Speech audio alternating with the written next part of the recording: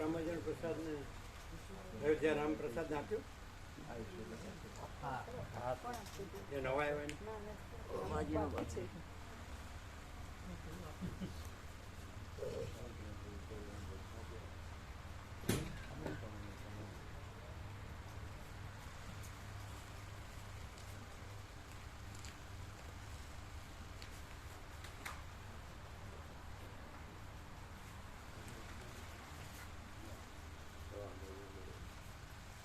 જોજો એને ખબર નહીં હોય બરાબર નવા નવા જોઈજો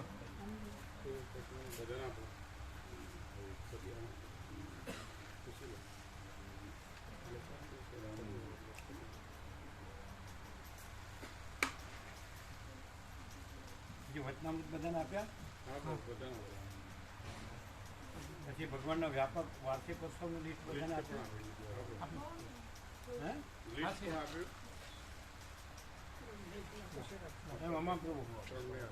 મહાપ્રભુ બધાને વચનામૃત આપ્યા પછી ભગવાનના વ્યાપક વાર્ષિકોત્સવના લિસ્ટ આપ્યા ભગવાનના વ્યાપક વાર્ષિકોત્સવના લિસ્ટ આપ્યા નવા આવ્યા હોય ને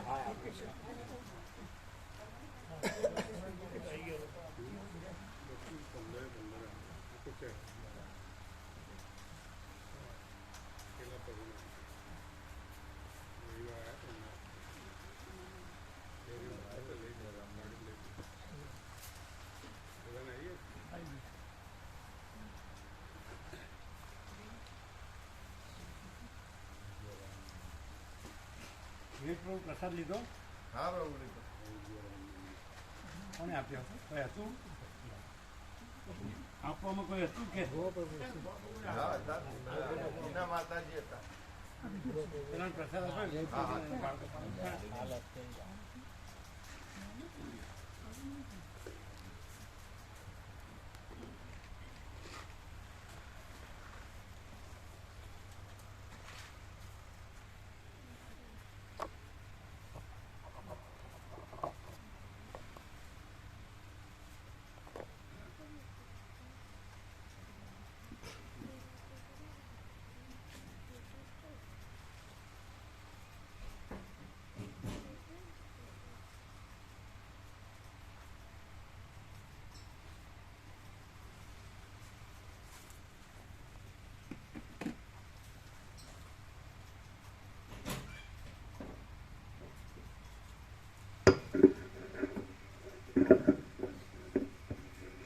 ઓમ ઓમ ઓમ બરાબર છે ઓછો છે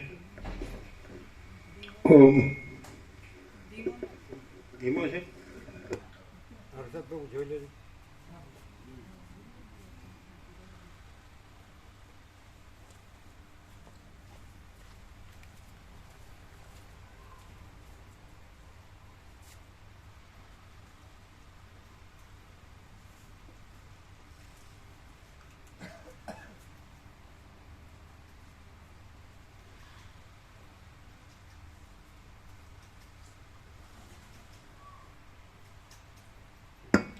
ઓમ ઓમ ઓછો છે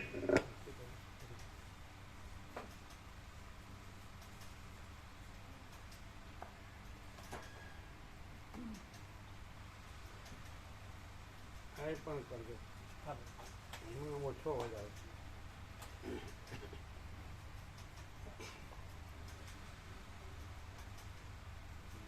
એ નીચેથી લેવાય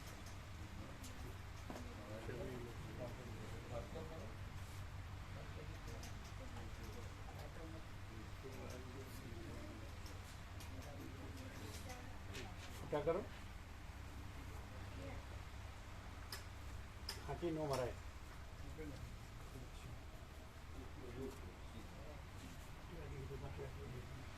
आँखी मारी है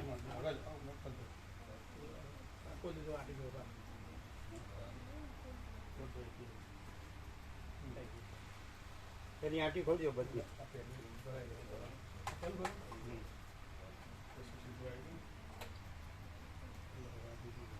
એ નીચેથી લેવા. હા, એ પેલું ભરવાનું હતું, આ પેલું ભરવાનું. એ હવે પાછી આંટી આવશે. આંટી છે ને જુઓ ને.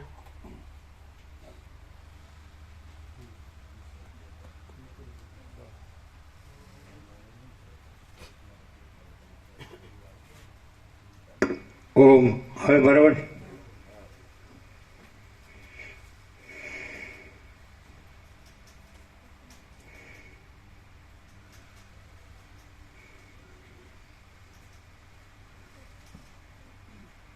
પરમ ચિદાકાશ,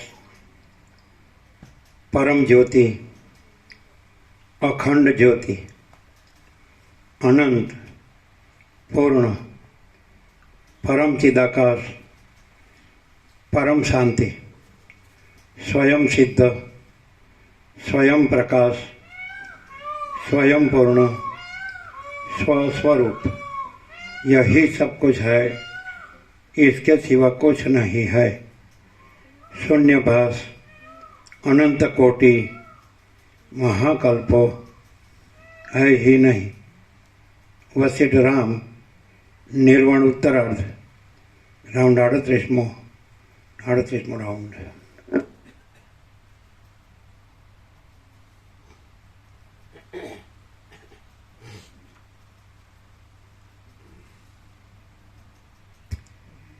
आद्य परब्रह्म सद्गुरु देव की जय। ओम श्री परमात्मने नमः।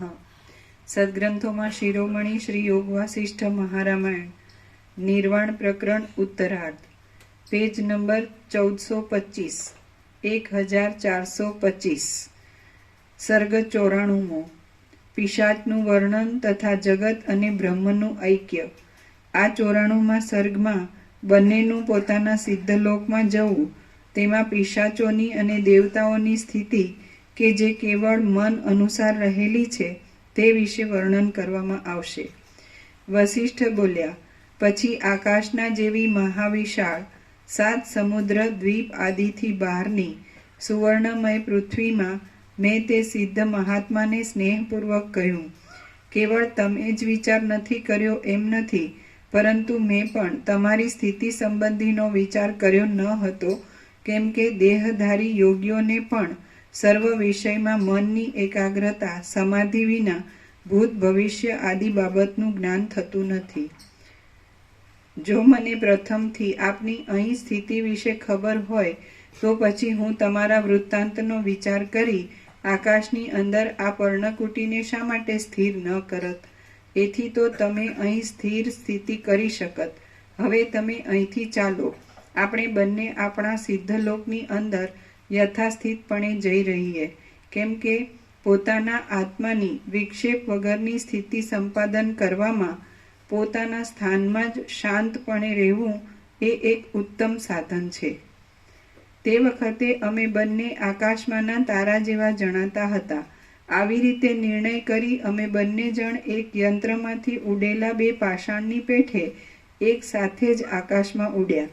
પછી અમે એકબીજાને પ્રણામપૂર્વક રજા આપી ત્યારે એ સિદ્ધ પોતાના અભિષ્ટ પ્રદેશમાં નંદનવનમાં ચાલ્યા ગયા અને હું મારા અભિષ્ટ પ્રદેશમાં સપ્તર્ષિ લોકમાં ચાલ્યો ગયો।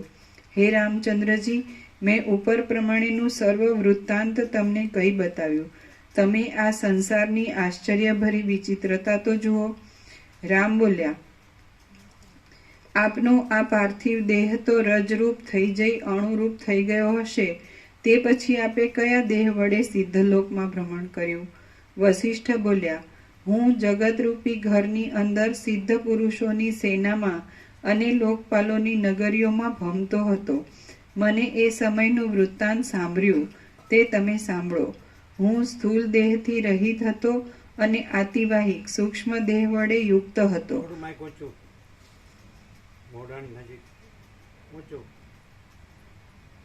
બહુ નીચું રહેશે, બહુ નીચું રહેશે. ઊંચાતી વખતે એકદમ મોઢા સામે આવ્યું. વશિષ્ઠ બોલ્યા, હું જગતરૂપી ઘરની અંદર સિદ્ધ પુરુષોની સેનામાં અને લોકપાલોની નગરીઓમાં ભમતો હતો. મને એ સમયનું વૃત્તાંત સાંભળ્યું તે તમે સાંભળો. હું સ્થૂલ દેહથી રહિત હતો અને આતિવાહિક સૂક્ષ્મ દેહ વડે યુક્ત હતો. હું જોકે ઇન્દ્રના નગરમાં ગયો હતો, પણ ત્યાં મને કોઈએ દીઠો નહીં. હે રામચંદ્રજી, તે સમયે હું આકાશની પેઠે નિરાકાર થઈ રહ્યો હતો. અરે આધાર કે આધેય એ કશું ત્યાં હતું નહીં. હું તો ચિદાકાશ વડે સત્તાવાળા મનરૂપ જ થઈ ગયો હતો. તમારા જેવા સ્થૂળ દ્રષ્ટિવાળાઓને હું ગ્રહિતા રૂપે, ગ્રહણ કરનાર તરીકે કે ગ્રાહ્ય રૂપે જણાતો ન હતો. તેમજ મારામાં દેશકાળ આદિનું પણ કોઈ ઠેકાણે પરિવર્તન થતું ન હતું.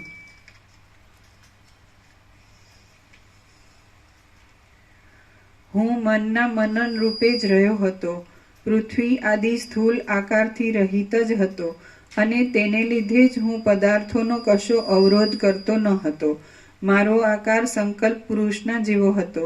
મને પદાર્થોના સમૂહો કાંઈ પણ પ્રતિબંધ કરી શકતા ન હતા.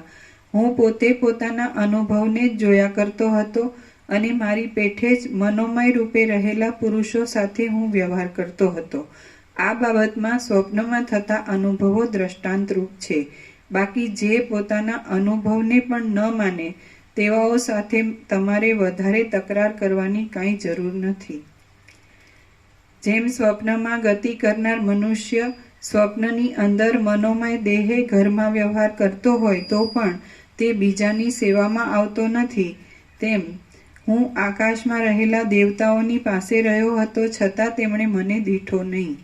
હું બીજા પાર્થિવ શરીરવાળાઓને દેખતો હતો, પરંતુ હું આતિવાહિક સૂક્ષ્મ દેહે રહ્યો હતો અને મને કોઈ પણ દેખતું ન હતું. રામ બોલ્યા, તમે સ્થૂલ દેહના અભાવને લીધે જ્યારે આકાશના જેવા નિરાકાર હતા ત્યારે એ સુવર્ણમય ભૂમિમાં આપને સિદ્ધ મહાત્માએ શી રીતે દીઠા? વશિષ્ઠ બોલ્યા, અસ્મદ આદિ જ્ઞાન વડે અને યોગ વડે સિદ્ધ પુરુષો સત્ય સંકલ્પને લીધે પોતાના સંકલ્પને આધારે કલ્પાયેલા પદાર્થોને દેખે છે, પણ જે પોતાના સંકલ્પ વડે કલ્પાયેલા નથી તેને નથી દેખતા. પુરુષ જ્ઞાન યોગ આદિ વડે શુદ્ધ આત્માવાળો હોય છે, છતાં લૌકિક વ્યવહારોમાં નિમગ્ન થઈ જવાથી તે ક્ષણવારમાં પોતાના આતિવાહિક સૂક્ષ્મ સ્વરૂપને ભૂલી જાય છે. મને આ સિદ્ધ મહાત્મા ભલે દેખો એમ મારા મનમાં સંકલ્પ થયો, તેથી મારા સત્ય સંકલ્પને લીધે તેણે મને દીઠો. આમ હું તે સિદ્ધના સંકલ્પના વિષયરૂપ થઈ રહ્યો હતો. બીજા સામાન્ય જીવો ભેદભાવના દ્રઢપણાને લીધે સત્ય સંકલ્પ હોઈ શકતા નથી, પણ એ સિદ્ધ મહાત્મા તો ભેદભાવના બાધિત થઈ જવાથી સત્ય સંકલ્પ હતા. કદાચિત બંને સિદ્ધ પુરુષ હોય અને તેમનું ઈચ્છિત પરસ્પર વિરુદ્ધ હોય તો તેમાં જેના આત્મજ્ઞાનની નિર્મળતાનું અધિકપણું હોય તથા જેનો પુરુષ પ્રયત્ન પ્રબળ હોય તે જય મેળવે છે. હું સિદ્ધોની સેનામાં અને લોકપાલોની નગરીઓમાં ભમતો હતો અને વ્યવહારોના સમુદાય વડે મને મારું આતિવાહિક સૂક્ષ્મપણું ભૂલાઈ ગયું હતું. ત્યારે હું મહાવિશાળ આકાશની અંદર બીજાઓની સાથે વ્યવહાર કરવા લાગ્યો, છતાં મને ચંચળને કોઈ પણ દેખતું ન હતું. હે નિર્મળ રામચંદ્રજી, હું જોકે દેવલોકમાં અત્યંત શબ્દ કરતો હતો, પણ સ્વપ્ન પુરુષની પેઠે મારો શબ્દ કોઈના પણ સાંભળવામાં આવતો ન હતો. મારો દેહ કેવળ મનોમય જ હતો, તેથી જો હું કોઈને હસ્ત આદિનો અવલંબ આપવા ધારું તો પણ તે હસ્ત આદિ બીજાના અવલંબન રૂપ થઈ શકે નહીં. આમ હે રામચંદ્રજી, હું આકાશના એક પિશાચ રૂપ હતો અને મેં દેવલોકની અંદરના પિશાચપણાનો અનુભવ કર્યો હતો. રામ બોલ્યા, આ લોકમાં પિશાચો કેવા આકારે રહે છે? તેઓ કયા સ્થાનમાં રહે છે? તેઓ કેવી જાતિના, કેવા આચારના, કેવા અંતઃકરણના અને કેવા હોય છે? વશિષ્ઠ બોલ્યા, આ લોકમાં કઈ જાતના પિશાચો હોય છે તે હું કઈ બતાવીશ, તમે તે સાંભળો. જે માણસ પ્રસંગ પ્રાપ્ત વચન બોલતો નથી તે સભ્ય, સભામાં બેસવા યોગ્ય ગણાતો નથી. કેટલાક પિશાચો આકાશના જેવા અને મનોમય સૂક્ષ્મ દેહવાળા હોય છે. તેઓ પોતાના મન વડે સ્વપ્નની પેઠે કલ્પી લીધેલા હાથ, પગ આદિ અવયવો વડે યુક્ત હોય છે. તેઓ તમારી પેઠે જ પોતાના આકારને દેખે છે. એ પિશાચો બીજા મનુષ્યમાં ભ્રમ ઉત્પન્ન કરનારી અને ભય ઉપજાવનારી પોતાની છાયા વડે, પ્રતિબિંબ વડે બીજાના ચિત્તમાં પ્રવેશ કરે છે, તદ્રૂપ જેવા બની જાય છે. તેઓ મનુષ્યોના દુઃખ ભોગોને આપનાર કાલ, કર્મ, વાસના વગેરે નાના પ્રકારની ભ્રાંતિ, ચેષ્ટા આદિ આકારે પેદા કરે છે. વખતે તેઓ મનુષ્યને મારી નાખે છે. વખતે અલ્પ સત્વ અને અલ્પ બળવાળા મનુષ્યની રુધિર આદિ ધાતુઓને ચૂસી લે છે. વખતે તેમના બળને અને સત્વને હરી લે છે અને વખતે ચિત્તને દબાવી જીવોની હિંસા પણ કરે છે. કેટલાક પિશાચો આકાશના જેવા હોય છે, કેટલાક પિશાચો ઝાકળના જેવા હોય છે, કેટલાક સ્વપ્ન નરના જેવા આકારવાળા હોય છે અને કેટલાક સાકાર છતાં આકાશના જેવા નિરાકાર જ હોય છે. કેટલાક પિશાચોનો આકાર વાદળાના જેવો હોય છે, કેટલાક તો પવનરૂપી દેહવાળા હોય છે અને કેટલાક તો ભ્રમરૂપે દેખાતા હોય છે. એ બધાયનું ભ્રમરૂપ જોઈએ તો તે બુદ્ધિમય અને મનોમય જ છે. સ્થૂળ દેહના અભાવને લીધે તે કોઈનાથી ગ્રહણ કરી શકાતા નથી, તેમ પોતે કોઈને ગ્રહણ કરી શકતા નથી. તેમનું શરીર આકાશના જેવું શૂન્ય હોય છે, છતાં તેઓ પોતાના આકારને દેખે છે. તેઓ કર્મયોગે પ્રાપ્ત થનાર ટાઢ, તડકા આદિ સુખ દુઃખને પ્રાપ્ત થાય છે. તેઓ બહારના જળ આદિ પદાર્થો પીવાને કે અન્ન આદિ જમવાને અર્થાત પોતાની મરજી પ્રમાણે લેવું દેવું ઇત્યાદિ વ્યવહાર કરવાને સમર્થ થઈ શકતા નથી. તેઓ ઈચ્છા, દ્વેષ, ભય, ક્રોધ, લોભ, મોહ વગેરેથી યુક્ત હોય છે અને મંત્ર, ઔષધ, તપ, દાન, ધૈર્ય તથા ધર્મ વડે તેમને વશ કરી શકાય છે. સત્વાવષ્ટંભમ નામના એક જાતના યોગ ધારણના ભેદથી મનુષ્યના સત્વનો અવષ્ટંભ અટકાવ કરી શકાય છે. તે વખતે યંત્ર વડે અને કોઈ સિદ્ધ કરેલા મંત્ર વડે કોઈક સ્થળે અને કોઈક સમયે કેટલાક પુરુષો તે પિશાચને વશ કરી લઈ સેવા આદિમાં જોડી દે છે અને દેખે પણ છે. પિશાચોની યોનિ એ એક દેવ યોનિ છે. તેથી કેટલાક તો દેવોના જેવા ઐશ્વર્યવાળા હોય છે, કેટલાક તો મનુષ્યના જેવા લક્ષ્મીવાળા લાગે છે અને કેટલાક તો સર્પના જેવા હોય છે. વળી કેટલાક કૂતરા, શિયાળ આદિના જેવા હોય છે. કેટલાક ગામમાં તથા જંગલમાં રહે છે.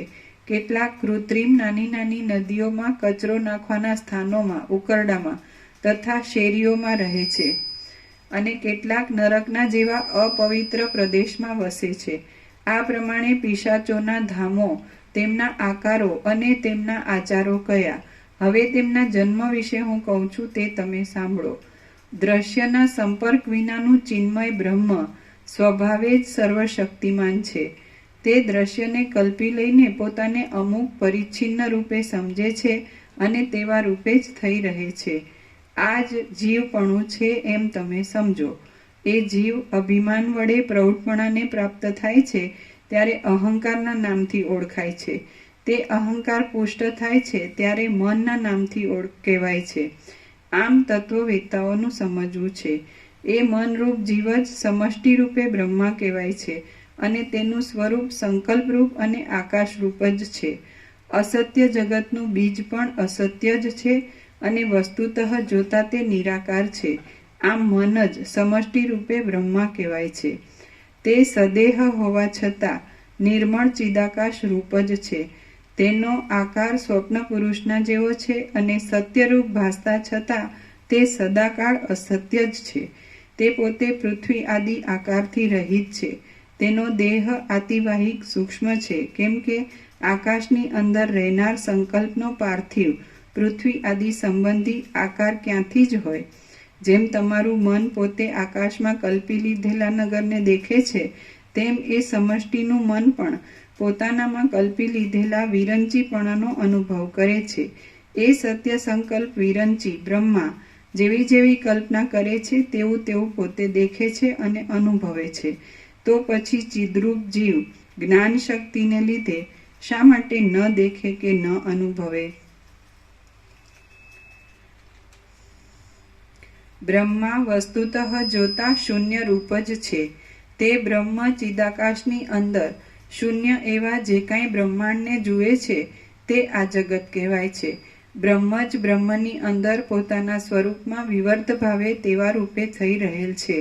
ઘણા કાળની એક ભાવનાને લીધે જગતનો દ્રઢ પ્રતિભાસ થઈ રહ્યો છે અને તે ઘણા લાંબા કાળના સ્વપ્નના જેવું સુંદર તથા ઘટ્ટ જોવામાં આવે છે.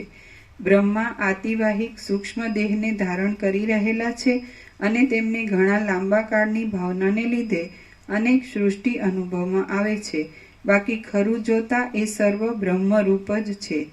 પરંતુ પ્રકટ ઉત્કર્ષને લીધે એ બ્રહ્માનો આતિવાહિક સૂક્ષ્મ દેહ પણ આધિભૌતિકપણાને પ્રાપ્ત થઈ ગયેલો છે. તેથી જ તે સૃષ્ટિ રૂપે કહેવામાં આવે છે અને તેમાં અનેક ભેદોની પ્રતીતિ થાય છે. એ બ્રહ્માનું વાસ્તવ સ્વરૂપ જોઈએ તો બ્રહ્મરૂપ જ છે. તેમજ જીવ અને જગત એ બંને પણ બ્રહ્મરૂપ છે. વસ્તુતઃ તેની ઉત્પત્તિ જ થઈ નથી. શૂન્યપણું અને આકાશ એ બંને જેમ એક જ છે તેમ જગત અને જીવ એ બંને પણ એક જ છે. પવન અને ચલન શક્તિની પેઠે તે એક રૂપે જ રહેલ છે. તમે જેમ તમારા મિથ્યા એવા સંકલ્પ પુરુષને સત્ય લેખો છો તેમ એ બ્રહ્મા પણ પોતાના દેહને પંચમહાભૂત રૂપ સમજે છે. બાકી એ દેહ સાવ મિથ્યા જ છે અને વાસ્તવ નથી. એ બ્રહ્માએ બ્રહ્માંડના આકારે થઈ રહેલા પોતાના શરીરની ધાતુઓના પૃથ્વી આદિ 5 નામ પાડ્યા અને તેઓ પુષ્ટતાને પ્રાપ્ત થતા જગત રૂપે થઈ રહેલ છે.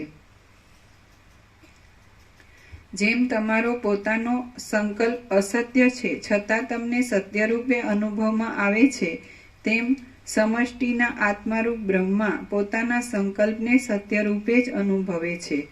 બ્રહ્મા પોતે ચિદાકાશરૂપ છે અને તેનો સંકલ્પ પણ ચિદાકાશરૂપ છે. આમ આ સર્વ જગત બ્રહ્માના એક સંકલ્પરૂપ અને સ્વપ્નરૂપ છે. તેણે કરેલી આ જગતની ઉત્પત્તિ તથા નાશ એ બંને પણ સ્વપ્ન જેવા જ છે. એ બ્રહ્મનું સમષ્ટિ મન જેવા પ્રકારની સત્યતાને ધારણ કરે છે તેવા જ પ્રકારની સત્યતા તેના અંશોમાં રહેલી છે. આથી તેણે બનાવેલ ઇન્દ્ર, ચંદ્ર, રુદ્ર અને સૂર્ય અને તેના કિરણો વગેરે પણ તેવા જ સત્યતાવાળા છે. પરમાર્થ દ્રષ્ટિથી જોતા આમ છે તો પછી અનેક જગતના સમૂહો એક જાતનું મનોરાજ્ય જ છે એમ કહી શકાય છે. તે શૂન્ય છે, નિરાલંબ છે અને ચિદાકાશ જ પોતાના સ્વરૂપમાં તેવા રૂપે વિવર્ત ભાવે થઈ રહેલા ભાસે છે. જેમ સ્વપ્નનગર ચિદાકાશરૂપ છે અને સંકલ્પ વડે કલ્પી કાઢેલો પર્વત પણ ચિદાકાશરૂપ છે તેમ બ્રહ્મા તથા જગત એ સર્વ પણ નિરાકાર સ્વચ્છ ચિદાકાશરૂપ છે. નિરંતર અને અવિનાશી એવા ચિદાકાશની અંદર આ દ્રશ્ય જાળ આભાસ રૂપે જ માત્ર ખડી થઈ રહેલી દેખાય છે. તેથી સૃષ્ટિના આદિ, મધ્ય તથા અંતની જે કાંઈ પ્રતીતિ થાય છે તે મિથ્યા રૂપે જ ઉદય પામેલ છે. હે નિર્મળ રામચંદ્રજી, તમે, હું અને જગત ઇત્યાદિ જે કાંઈ છે તે ચિદાકાશ રૂપ જ છે. તો પછી તેમાં ઉત્પત્તિ અને નાશની વાત જ ક્યાં રહી? જ્યારે સર્વ મિથ્યા જ છે ત્યાર પછી નિરર્થક અનર્થ ઉત્પન્ન કરનાર રાગ, દ્વેષ, ભય આદિ વિકારો શા માટે વૃથા ઉદય પામે છે તે તમે જ કહો. હે પ્રિય રામચંદ્રજી, વસ્તુતઃ જોતા સૃષ્ટિ આદિ કશું પણ છે નહીં. તેમ સૃષ્ટિ કે તેનો અભાવ એ કશું પણ નથી, પરંતુ સદાકાળ એક જ સ્વરૂપમાં રહેનાર પરબ્રહ્મ જ નિરંતર એવી રીતે જગત આદિના આકારે પ્રતીતિમાં આવે છે. ચારે બાજુથી શૂન્ય, વિશાળ વિસ્તારવાળા અને ચિત્સત્તારૂપી સ્વચ્છ જળ વડે પરિપૂર્ણ ચિદાકાશની અંદર ચિદાકાશ રૂપી અક્ષય ક્ષેત્ર છે. કલ્પનારૂપી કાદવથી તે વ્યાપ્ત થાય છે ત્યારે ચિદાકાશ રૂપી બીજમાંથી આ અનેક પ્રાણીઓ રૂપી શિલાઓની પંક્તિઓ ઉત્પન્ન થાય છે અને થશે. ખરી રીતે જોતા તો એ ચિદાકાશ રૂપ જ છે. તત્વદ્રષ્ટિ વડે જોઈએ તો અહીં કાંઈ ક્ષેત્ર પણ નથી, તેની અંદર કાંઈ વાવણી પણ થઈ નથી, કાંઈ બીજ પણ નથી, તેમ કશું ઉત્પન્ન પણ થયું નથી.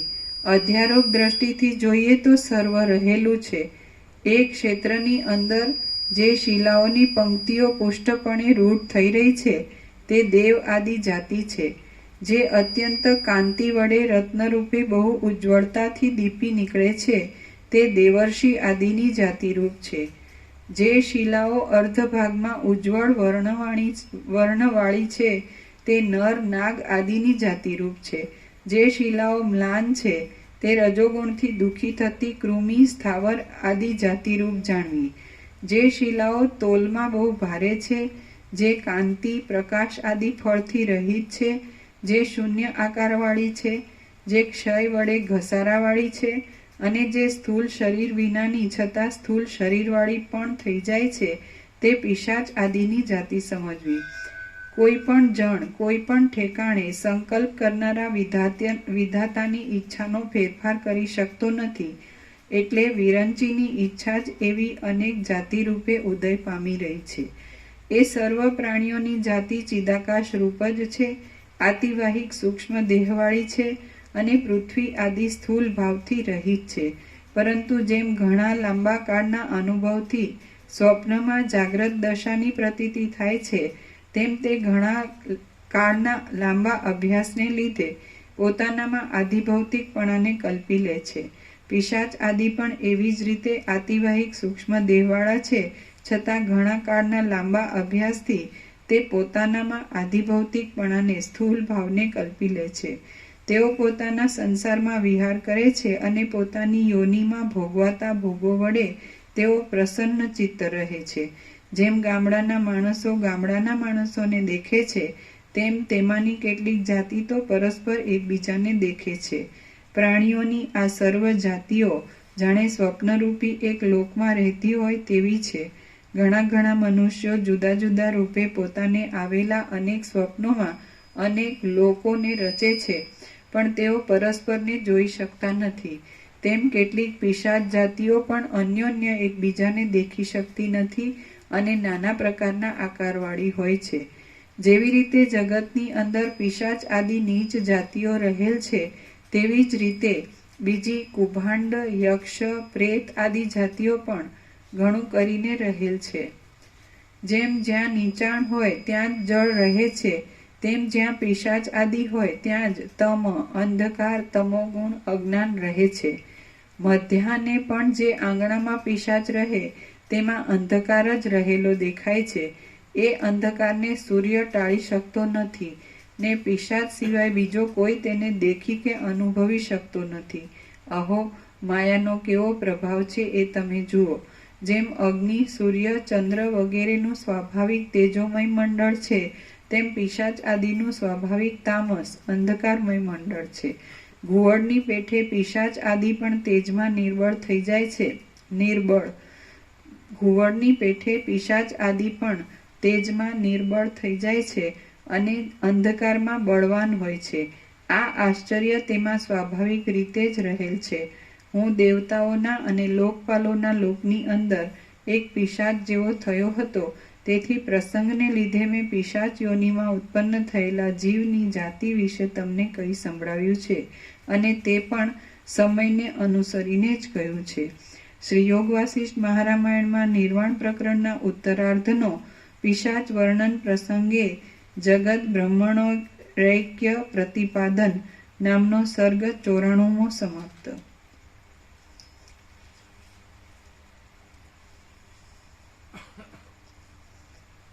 સર્ગ 95મો વસિષ્ઠ મુનિનો મનુષ્યો સાથે વ્યવહાર. આ 95મા સર્ગમાં સત્ય સંકલ્પપણાથી વસિષ્ઠજી ફરીવાર મનુષ્યો સાથે વ્યવહાર કરશે અને પોતાને આકાશ, વસિષ્ઠ આદિ નામ મળશે એ વિશે વર્ણન કરવામાં આવશે. વસિષ્ઠ બોલ્યા, ત્યારે હું ચિદાકાશ રૂપી શરીરને ધારણ કરી રહ્યો હતો, પંચભૂતથી રહિત હતો અને આકાશમાં જાણે પિશાચ ફરતો હોય તેવો થઈ રહ્યો હતો. એ વખતે ચંદ્ર, સૂર્ય, ઇન્દ્ર, વિષ્ણુ ને મહાદેવ આદિ મને દેખતા ન હતા. તેમજ દેવતાઓ, સિદ્ધો, ગંધર્વો, કિન્નરો અને અપ્સરાઓનો સમૂહ પણ મને દેખતો ન હતો. હું તેમનું આક્રમણ કરતો હતો તો પણ તેઓ મારું આક્રમણ કરતા ન હતા. વળી તેઓ મારું વચન સાંભળતા ન હતા. આથી વેચાયેલા સજ્જનની પેઠે હું મોહને પ્રાપ્ત થઈ ગયો હતો. પછી મેં વિચાર કર્યો કે આપણે સત્ય સંકલ્પ છીએ. એવો વિચાર કરી મેં મારો સત્ય સંકલ્પ કર્યો કે દેવતાઓનો સમૂહ મને દેખો. એટલે એ દેવલોકમાં મારી આગળ રહેલા સર્વ દેવતાઓ એ નગરમાં આવેલા મને જાણે ઇન્દ્રજાળથી ઊભા થઈ ગયેલા એક વૃક્ષની જેમ જોવા લાગ્યા. પછી મેં દેવતાઓના મંદિરમાં સંભાષણ આદિ વ્યવહાર કરવા માંડ્યો. હું યથાસ્થિતપણે સારી પેઠે મારા પૂર્વના આચરણને ધારણ કરી રહ્યો હતો અને નિઃશંકપણે ચેષ્ટા કરતો હતો. મારા વૃત્તાંતને નહીં જાણનારા જે પુરુષોએ મને પ્રથમ ચૌટામાં પ્રકટ થયેલો દીઠો, તેમણે પાર્થિવ વસિષ્ઠ એવા નામથી લોકમાં મારી પ્રખ્યાતિ કરી. આકાશમાં રહેનાર જે પુરુષોએ મને સૂર્યના કિરણોથી ઉત્પન્ન થયેલો દીઠો, તેમણે તૈજસ વસિષ્ઠ એવું મારું નામ પાડ્યું. આકાશમાં સ્થિતિ કરનારા જે સિદ્ધ મહાત્માઓએ મને પવનથી ઉત્પન્ન થયેલો દીઠો, તેમણે વાત વસિષ્ઠ એવા નામથી મને બોલાવવા માંડ્યો. જે મહર્ષિઓએ મને જળમાંથી ઉત્પન્ન થતા જોયો, તેઓ મને જળ વશિષ્ઠ એવા નામથી કહેવા લાગ્યા. એવી રીતે પૃથ્વી આદિથી મારા જન્મની પરંપરા બીજાઓની કલ્પના વડે જ થઈ હતી. તે સમયથી માંડી લોકમાં કોઈક ઠેકાણે પાર્થિવ વસિષ્ઠ એવા નામથી, કોઈક ઠેકાણે જળ વસિષ્ઠ નામથી, કોઈક સ્થળે તૈજસ વસિષ્ઠના નામથી અને કોઈક ઠેકાણે વાત વસિષ્ઠ એવા નામથી મારી ખ્યાતિ થઈ. પછી કાળે કરીને મારા તે આતિવાહિક સૂક્ષ્મ દેહની અંદર આધિભૌતિકપણું પ્રકટ થઈ ગયું અને તે ઘણા લાંબા કાળના અભ્યાસમાં લાગેલા મન વડે પેદા થયું હતું. આતિવાહિકપણું તથા આધિભૌતિકપણું એ બંને ચિદાકાશ રૂપ છે અને ચિદાકાશ રૂપે જોતા તે બે એક જ છે. તેથી મારા વિચારમાં ચિદાત્મા જ એ બંને દેહને આકારે પ્રતીતિમાં આવતો હોય એમ ભાસતું હતું. હું કોઈ એક સ્થળમાં આકાશ આદિ પંચ મહાભૂત રૂપે પ્રતીતિમાં આવતો હતો તો પણ ખરું જોતા હું કેવળ ચિદાકાશ રૂપ જ હતો. જેમ તમારી પાસે ઉપદેશ આદિ વ્યવહાર માટે હું આકારવાળો દેખાઉં છું, તેમ હું ત્યાં પણ આકારવાળો દેખાતો હતો. આમ છતાં હું કેવળ નિરાકાર ચિદાકાશ રૂપ જ હતો. એવી જ રીતે જીવન મુક્ત પુરુષ વ્યવહાર કરવા છતાં પણ બ્રહ્માકાશ રૂપ જ હોય છે.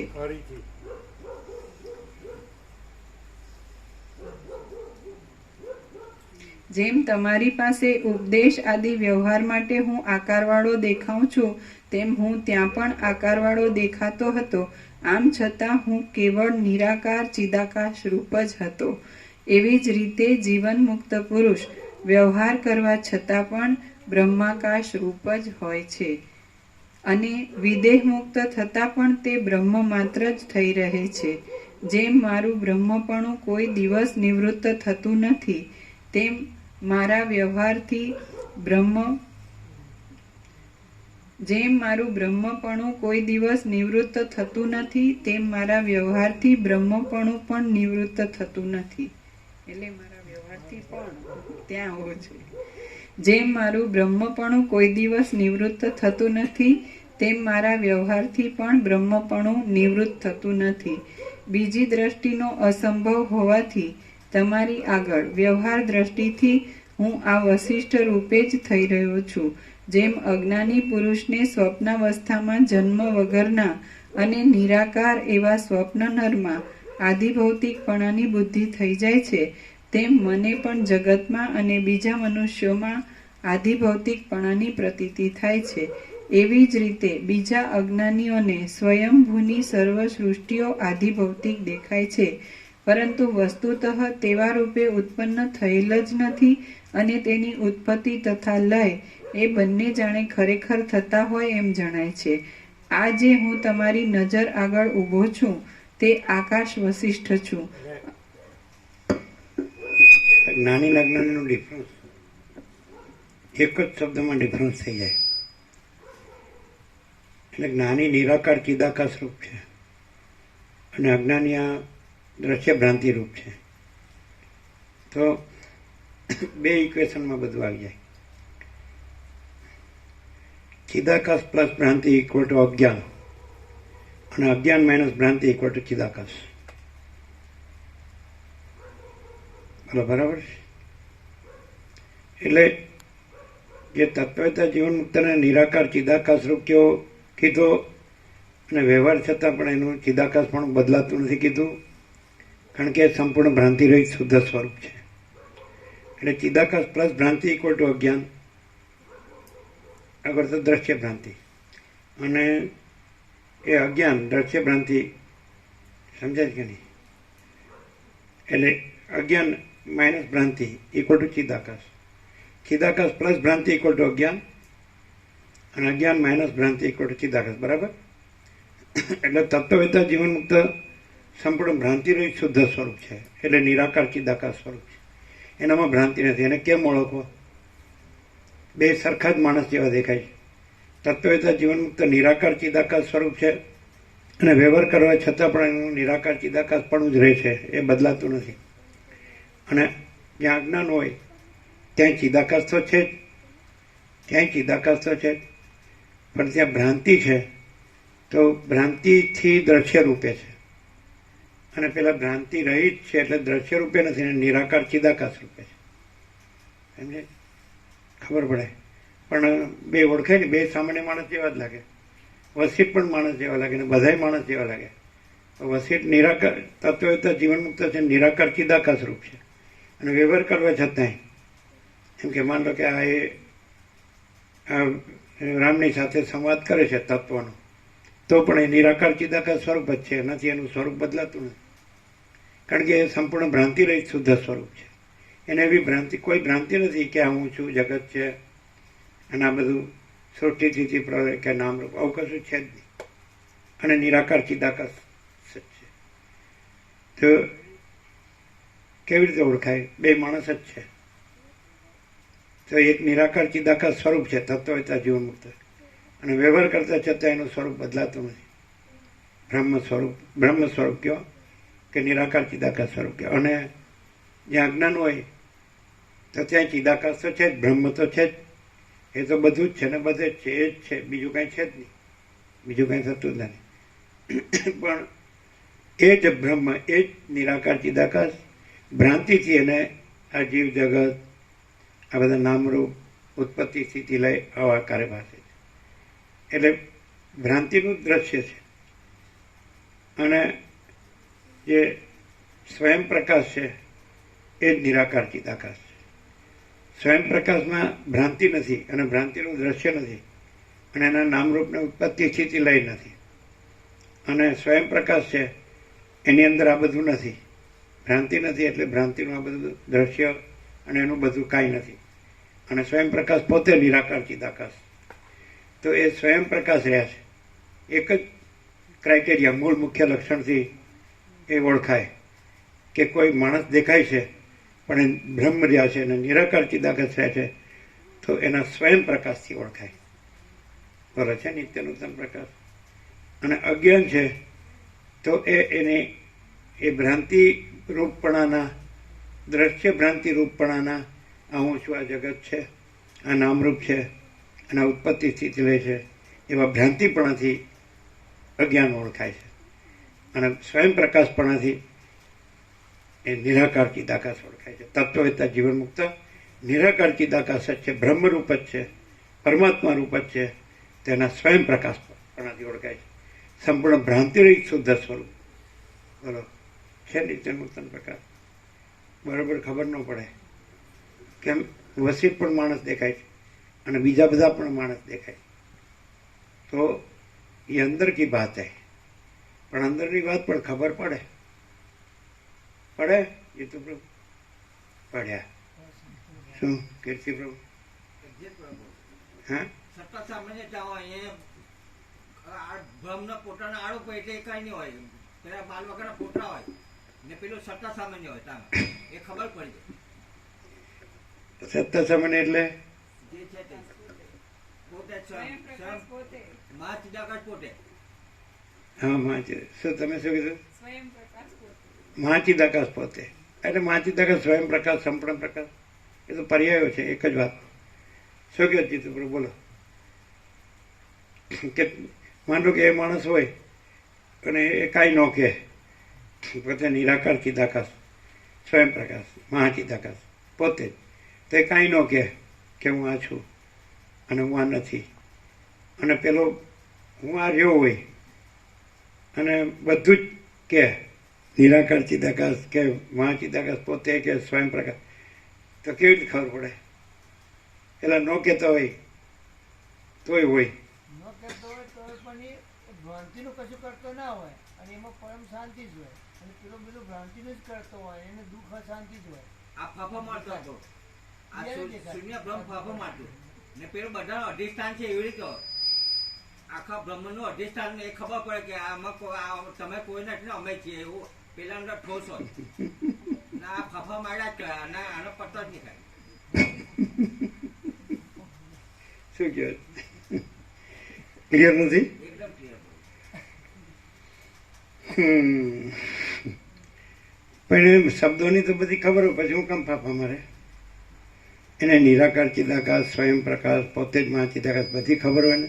એનું વજૂદ નહીં હોય ને ભગવાન અંદર, હે? એનું પોતાનું વજૂદ નથી હોતું, એ દરેકને ખબર પડે. શું નથી હોતું? વજૂદ વજૂદ વગરનું.